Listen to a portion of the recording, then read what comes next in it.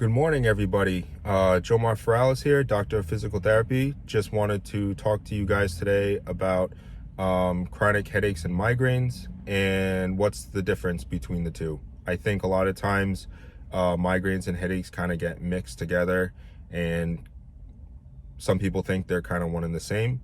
There are a few differences between the two, so I figured I would talk to you guys today about that. Since my last video, if you haven't checked it out, it's on my YouTube and my Instagram, my Facebook, so feel free to check it out. But I did talk about some of the symptoms and causes of chronic headaches and migraines.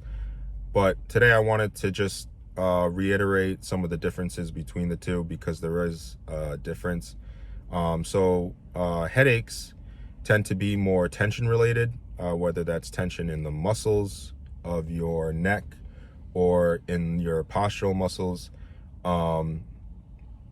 Those tend to cause a lot of tension type headaches. Patients have described their headaches to me as almost like a vice grip of in between like their head. So a lot of tightness. Obviously factors such as stress, sleep, nutrition, your water intake, coffee intake, those play a factor as well in headaches. Now with migraines tend to be a lot more severe. Migraines have or are caused by a lot of sensory factors. So factors within the environment might trigger someone to have a migraine.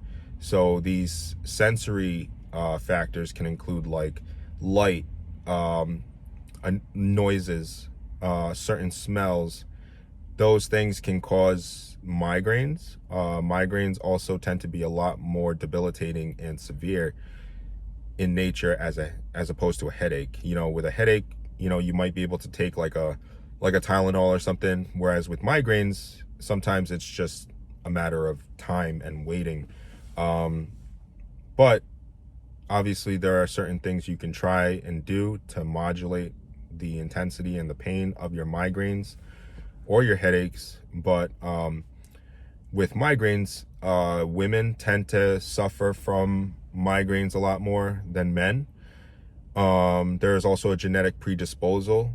So if you have a family member or if you have someone in your family that suffers from migraines, you are at an increased risk of getting migraines. Now, obviously there's different triggers and different things that a person might have to just work through and figure out, just based on, writing down what might have caused the migraine or headache. So it's important to track, the things that you went through or the sensory factors that might have triggered the migraine. Now, there's also dietary factors for migraines as well. Like I mentioned before, diet and exercise and fluids definitely play a role in headaches and migraines. But in migraines in particular, these factors in your nutrition might play a greater role in the severity and intensity of the migraine. Now, there are some migraines that are precipitated by almost like what people describe as like an aura. So they start to see like different changes in their vision, such as lighting, that might precipitate a migraine. And some people might have complaints of one side of their head feeling it, as opposed to where if it's a headache and it's a tension type headache, someone feels it all across the crown of their skull, maybe on the sides here by their jaw. Whereas in a migraine, it's really sharp, piercing, and can usually affect mostly one side.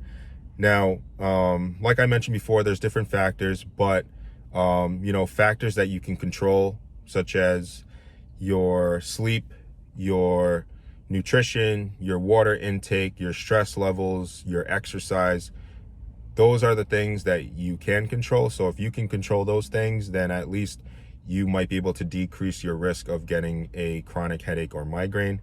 But I just wanted to talk to you guys a little bit about the differences. Are those the only differences? Probably not.